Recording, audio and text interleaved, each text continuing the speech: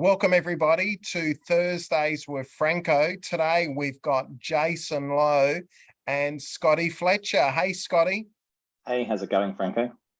Yeah, good. Jason, how are you? Yeah, very, very good. This is the first time we've had Scotty on this call. So good to see you first time.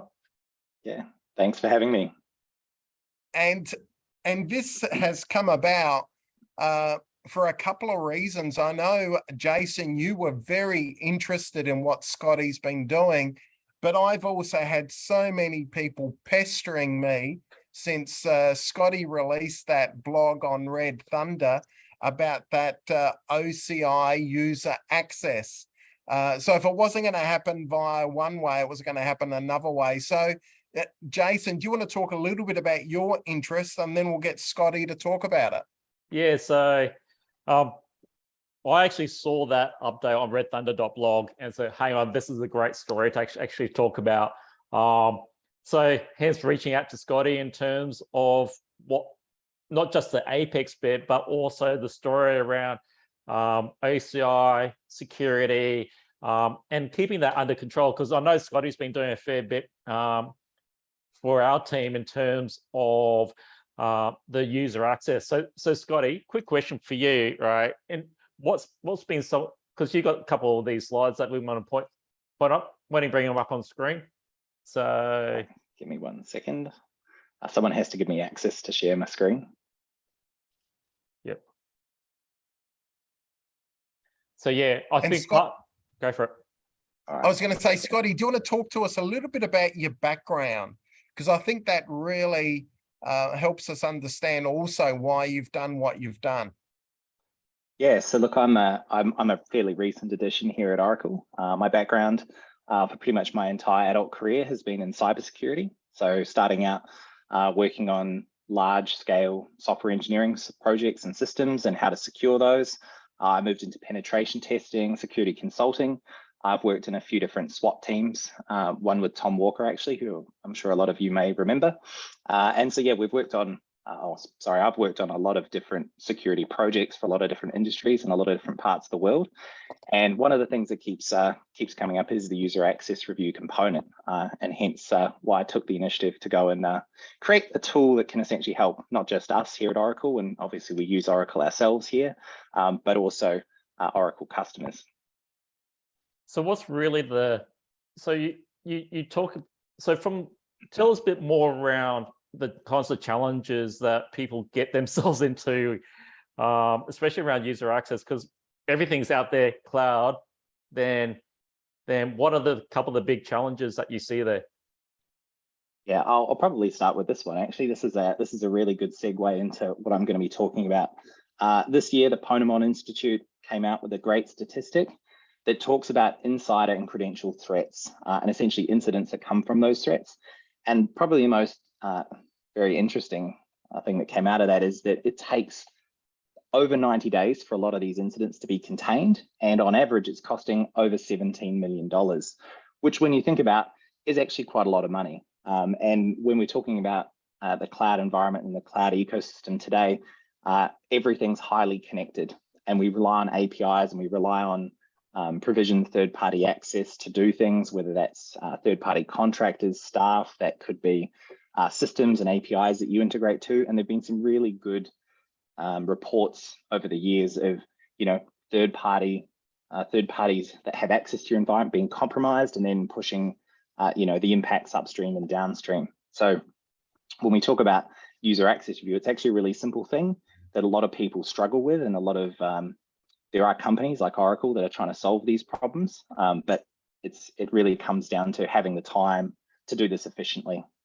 But when we're actually talking about the actual reasons behind it, there are a range of reasons, and it would really depend on the organization and their risk profile, also their regulatory compliance as well. So some regulations stipulate you must do this like at least once a year, at least twice a year. But breaking it all down, there's really 4 main reasons why you would perform a user access review. That's privilege creep. So essentially, someone starts on day 1 and then they need access to something. Someone gives them permission to do that. Then they need something else and something else. And eventually over time, what you see is a drift from your baseline that says, this is what my my policy says that this particular user in this particular role can access these things. And that's mostly a concern of a compliance manager. When we're talking about excessive permissions, I've worked in security operations teams. I've also tested a lot of cloud environments. And what you see is people creating excessive permissions. So instead of following the concept of least privilege and saying, okay, they only need to, create something here, they give them full admin rights to do it, because as we all know, when you deploy something in production and it doesn't work as expected, the first thing to look at is, do they have the required access? And so instead of just kind of working through that, which can take quite a bit of time, they just say, we'll just give them admin rights, and then things work, and then it never gets revoked and it never gets reviewed. CISOs typically care about insider threats. So if someone became a disgruntled employee, or potentially the employee was leaving, but insider threats can also be someone that has access into your network already. So how do you limit essentially what they can access? And line of business managers are mostly concerned about employee mistakes. So someone coming along and once again, perhaps giving someone admin permissions when they shouldn't. And all of these things lead to a more vulnerable cloud security posture. And that's essentially what a user access review is trying to combat. Cool. So you've got a lot of background and understanding in the sort of, you could say, attributes or elements you want to stay across. So obviously you're trying to practice this for our own cloud tenancy amongst our own team. And so what were the next steps you took? Yeah, so look, I've kind of covered off why we would perform user access reviews. I think before we jump into the process behind doing user access review, maybe I'll skip to some of the basics of how essentially identity is performed and is configured in Oracle Cloud. And it's a fairly straightforward model, and I really love it. I've worked with a lot of cloud providers before, and this is a very straightforward, simple way to interpret and actually understand how permissions are applied in your environment. And so we have this idea of compartments, and what I'm showing you here is and I'll show you a more detailed version of it later, but this is essentially what your tenancy looks like. You have the idea of compartments, and they're an easy way to logically group and control access to resources in those compartments. As I've shown here, you've got potentially a shared resources compartment. You can have different teams. You can also have different projects. You can have environments for teams as well. And it's inherited. So you have a tree structure. It's a perfect way to represent it. And when we think about actual users and actors in your environment, they can be local users, or they can be federated with an identity provider. You can also have those users being assigned to one or more groups. You can create policies. Essentially, that's the thing that says, okay, this user can do something or perform an action in a particular part of your tenancy, and they can be applied anywhere. So you could apply it at the tenancy, or you could apply it anywhere here. And they're essentially inherited, which means they apply to all subcompartments from that particular point in the tree. You can define policies as well for groups, which is the standard way that we would, and probably the recommended way that we'd recommend customers create policies, but they can also be defined for any user. And as you can imagine, that's just any user in your tenancy. So that would be, that could be someone in team A, it could be someone working in environment D. So you can also see here that the mixture of compartment structure, the way that policies are written, the one-to-many relationship between users and groups, things can get a little bit, can be a little bit hard, and the context is really required to understand, to answer the question. If I said, oh, Franco, do you have access to environment D? And if you do, what permissions, effective permissions do you have? That's actually a really hard a hard question to answer when you consider all of those different factors. And Scotty, I think one of the things that we sort of talked about previously is the fact that if you add in, let's say I'm an admin for Project C, and I've got control as far as providing access policies for Project C and the environment D, how are you supposed to know what I've done? As well as then the other bit is we're doing a lot of automation now with things like Terraform and Oracle Resource Manager to provision environments and also access. So how do we keep all those things in check to make sure that we're, I suppose, aligning to those 4 boxes in terms of how we should do those reviews? Yeah, that's exactly right. And if we follow that concept through, if I create something at the tenancy, if an admin in the tenancy goes, any user can now manage all resources, for example, that would apply to everything below here, all of these, including things which perhaps they shouldn't have access to. So yeah, that's essentially the basics of tenancy and permission granting in OCI. Yeah. And if the other thing too, as you're going through this, I like the way you're talking about it, because it's really about longevity and doing the right things. So I'm actually seeing what you're talking about is a little bit like a council or a shire that's trying to make sure, the plumbing, the wiring, the transport, building approvals, garbage removal, etc. You're trying to say, hey, we've got this tenancy, we've got all these resources. Let's make sure we're practicing the right set of behaviors. And if you do something, clean up after yourself and play nicely with others. I'm picking that sort of undertone with some of the things you've highlighted here. Yeah, and I think that's right. You have two approaches to this. You can either do it proactively or reactively. Obviously, the proactive way is better for overall security. You don't really want to be doing this as during an incident or post-incident to try and say, well, someone got in. It's always better to do it proactively. The real issue with a lot of organizations and teams specifically is they perhaps don't have the staff and resources to do this. I did this in a former company and it took about 2 weeks. I obviously didn't create a tool and I wish I had, hence the reason for doing it this time. But yeah, it does take a lot of time. You also need to understand the context of all the business units. So there is a lot of effort involved to do this proactively, and that's why a lot of people put it off. But it is probably one of the biggest benefits when it talks to ensuring the right user has the right access and they're actually following company policies. So Scotti, you've built this out. So what does it look like? What does it look like? Okay, it's fairly straightforward, and I'll walk everyone through it. I have a container that's running on my local machine, and I'll explain why that is shortly. Essentially, the container contains a Ruby script, which I wrote. Anyone that downloads the container can look at the code. I would always recommend that don't just arbitrarily obtain containers off the internet, give it your credentials and run it. So please look at the code. It's backed by a local MySQL database, and I'll explain why as well. We have an OCI region, or essentially it's a tenancy, but I'm actually only talking to one region in that tenancy. In that specific tenancy and region, I have IAM users, I've got groups, I've got compartments and policies. I also have an Apex instance, and I'll be demonstrating all of these for you shortly. It's obviously backed by Autonomous Database. Autonomous Database is great, simple click to provision. And in that Apex instance, I've also enabled ORDS, which is Oracle RESTful Data Services, which essentially allows me via API to push data to an Apex instance or push to an Autonomous Database. I think that's a really cool offering that we have in Autonomous Database, which I wasn't aware of until I joined Oracle. But it does essentially allows me to make queries via REST calls to update, modify, insert, or in this case, I'm actually bulk uploading data to Apex using ORDS. So my Ruby script essentially makes calls to these different components, and that's either via API or that's making calls via the OCI CLI, which is actually installed in the container as well.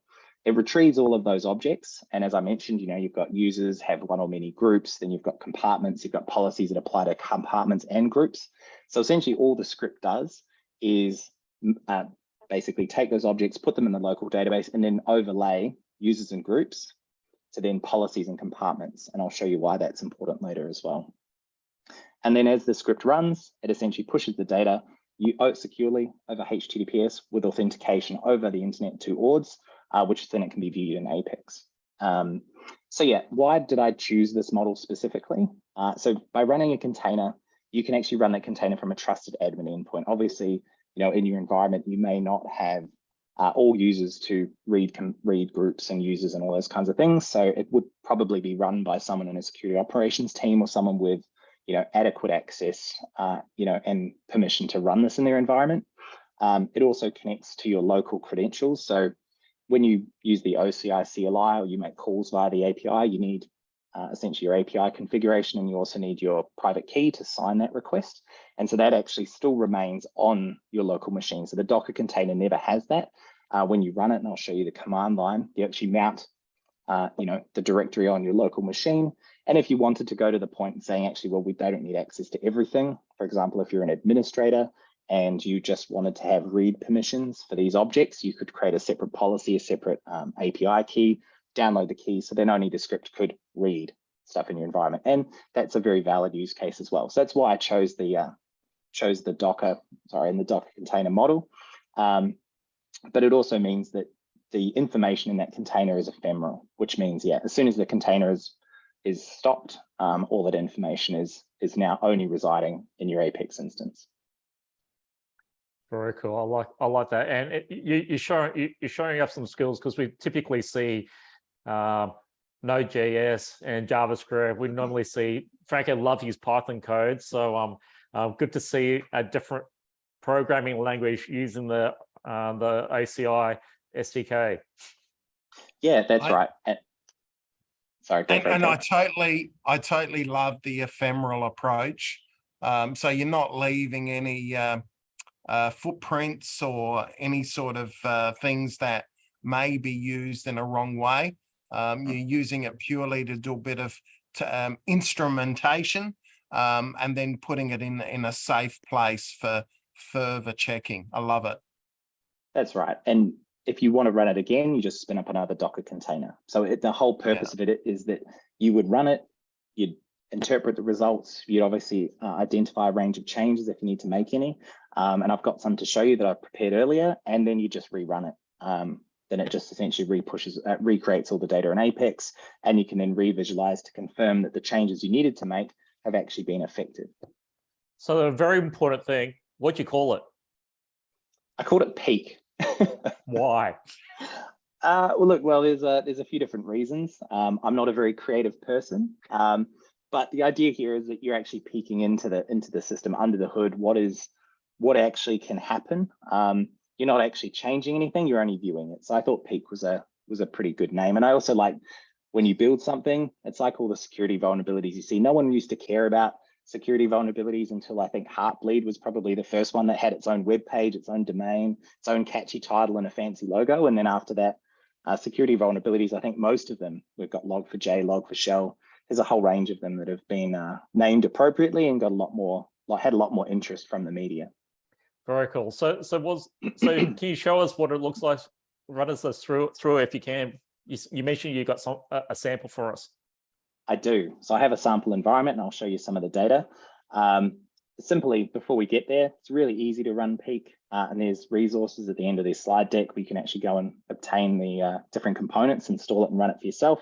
It takes about 20 minutes to install, but essentially, you create an Apex application, you install the Apex application as well, and the database. You configure ORDS, which is the Oracle RESTful Data Services, essentially making sure that you can connect to that. You then obtain your application. So you create the application and generate the credentials as well. And you obtain the API config and the key with, if you wanted, read permissions in your tenancy. And then it's very simple.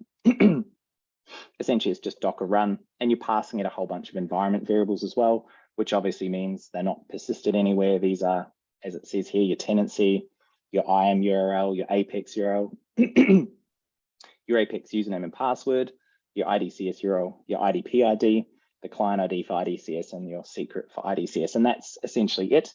And then the Docker container runs, it spins up the database, and then it starts running the code. So I will actually demo it for you now.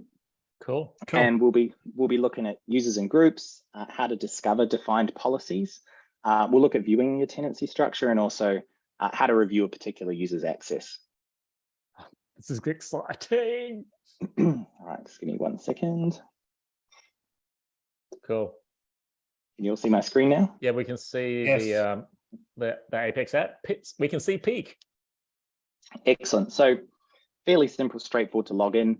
You can do this via your OCI Cloud Console. You can just click Launch Apex. I probably should have started there.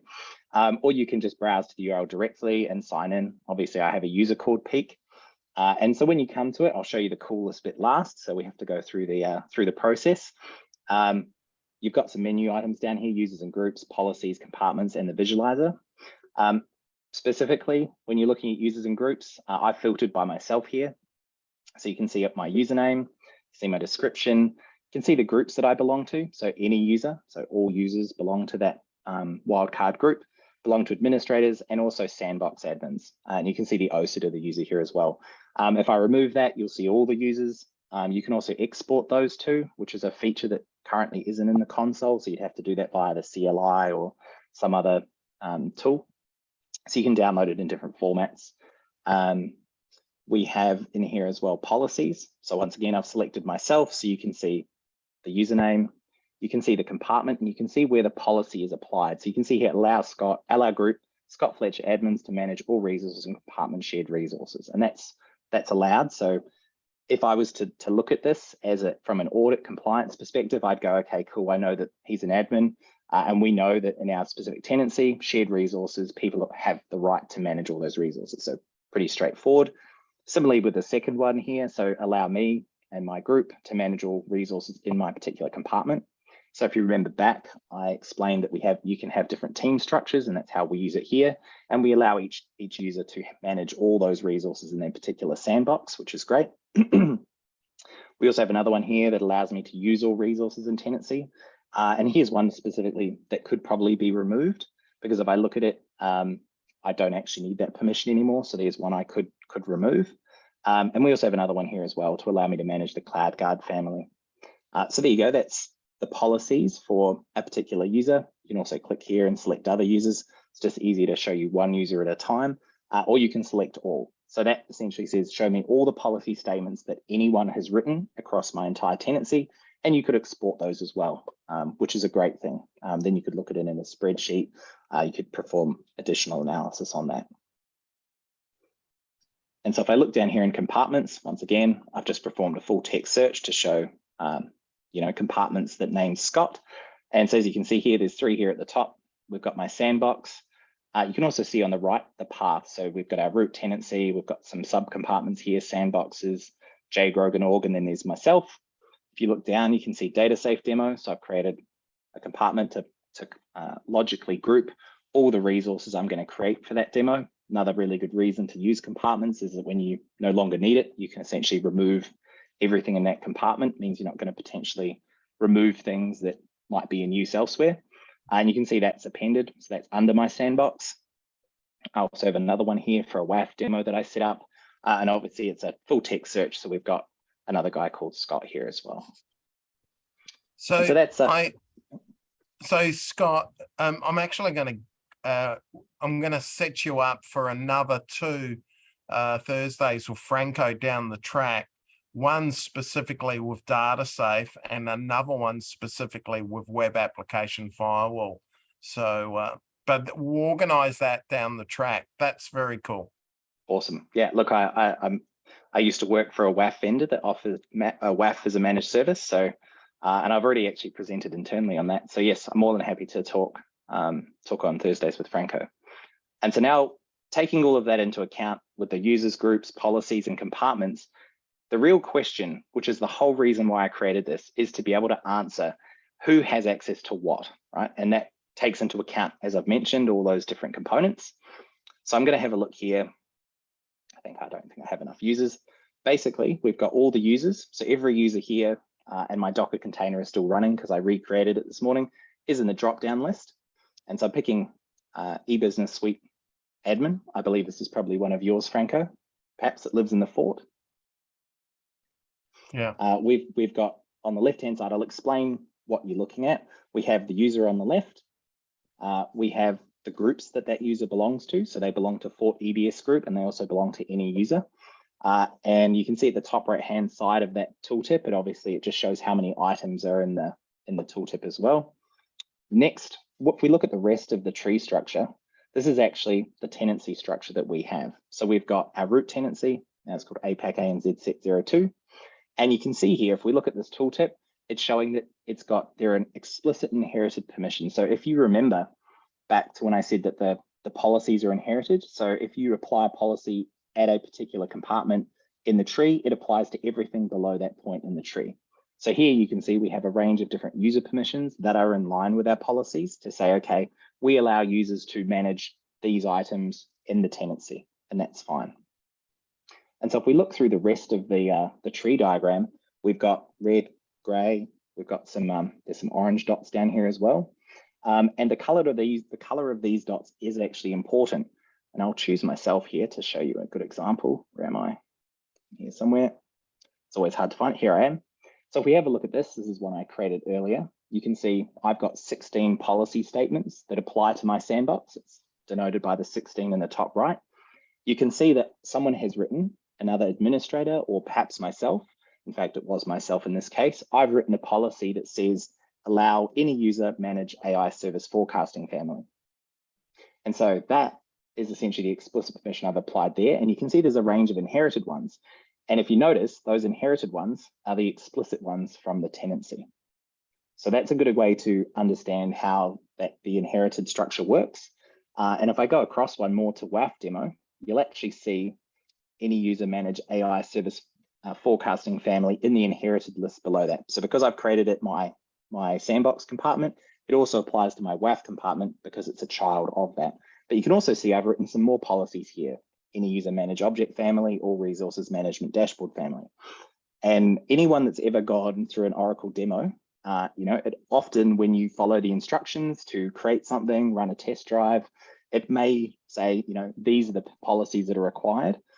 Sometimes they may be excessive, or in the case where they don't work, like I said before, you may just change, instead of creating groups and whatever, you just go allow any user. So here I can easily see I've got 3 policy things that I should probably change. In fact, I created them explicitly for this demo to show you. But you can also see here as well, there are some other red dots and there's an orange dot here as well, which I'll show you.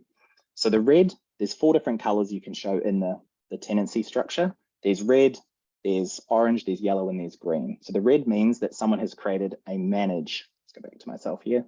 So I've written any user manage. So it takes the highest level of permission that's shown there. So I can essentially see, okay, if someone has created a policy that applies to this user and their groups, where is the biggest impact? So red means someone can manage something. Orange means that they can use something. Yellow means I've written any user manage, use, read something. And green is inspect. There's no yellow and green dots here because we don't have any of those policies in our compartment. In our tenancy structure, sorry. So if you look here, we've got one, any user use function family. And so therefore it's orange. And that's essentially it. So the idea here is that you can easily run this. As the script runs, it populates the tree. Depending on the size of your environment, it can take about 10 minutes per user. But depending on how many users you have in your environment, then it may take a few minutes, it may take a couple of hours to run. Very cool. I'm scared. Very cool. So obviously this is a work in progress with what the more you do on this, the more you can see you can do even more. And the other thing I really like about this is a really good example of what you can do with Oracle Autonomous and Oracle Apex. This is a great example of it. And it sounds like you did this relatively quickly, Scott. Yeah, I think in total, including the Ruby code, getting something working like this in Apex was a little bit of time to tidy things up around the edges and make it containerized. I think it was about 4 days in time. So yeah, I was really helped by the fact I could just load data directly via ORDs. I think that is an absolute brilliant feature. But also being able to easily just, I imported a plugin into Apex. It took about an hour. I wasn't personally very familiar with Apex before this. That was the reason I chose Apex. I think for me, being able to just drag and drop, to make this happen, I have been a software developer before. To build something that allows me to export, filter, all this kind of stuff, would take, several days. I think it took me like 20 minutes in Apex, and most of that was me working out where I needed to click. So yeah, I think for the whole purpose of getting the data in there, yeah, it was really easy. It made it really simple for me to visualize. And yeah, with very little code, maybe some Oracle SQL that I had to create, but that was about it. That's very cool. And I loved your use of containers, things like Ruby, MySQL, etc. It's a really, really good story. I'm dying to create a Python version of Peak called Poke, but I shouldn't do that. I think I've got enough other projects I can make a mess on. I'll leave this in your domain, Scotty. This is really cool. Jason, what do you think? I love the visualization in terms of being able to understand what the whole landscape is. And this is not just something that you have one-on-one and just a small. This is across a large data set that has a lot of complexity to it. So you just really made it really simple to consume. And even me to actually take this on and understand what my personal impact is and how I do my bit better, then this is something that makes my life a lot easier to actually manage these permissions myself as well. All right, so that's cool. So Scotty, you mentioned right at the end, I mean right at the beginning that people could access some of these things. So where do we go find, or how do we get other people using this for their own environments? Yeah, easy. Best place to start is the Red Thunder blog. It's got all the instructions. There's even a friendly 5-minute video that explains how to interpret the visualization. So I'd start there. It has links to these other things as well, which is the container on Docker Hub. It's also got the Peak application and the attached SQL script you need to run. That's on GitHub. And also, yeah, there's some other interesting things here around the infrastructure security architecture, the reason why we do security the way that we do. It's a really good read. I recommend it if people aren't overly familiar with the idea of groups, group assignments, policies. Also around identity as well, and some of the recommendations on OCI identity and how best and the best practices, and also Oracle Apex. If people haven't played with that as well, they can get it there, and then they can try that in their OCI tenancy. Fantastic. I'm going to actually run this up myself and give it a try. So appreciate that. And if anyone else on this Thursdays with Franco session, or if you're watching the recording, please feel free to reach out to us so you can test drive your own version of Scotti Fletcher's Peak application and set up here. It's very, very cool. And it's a great way to experience OCI that includes Autonomous and Apex, some container stuff, some Ruby and MySQL.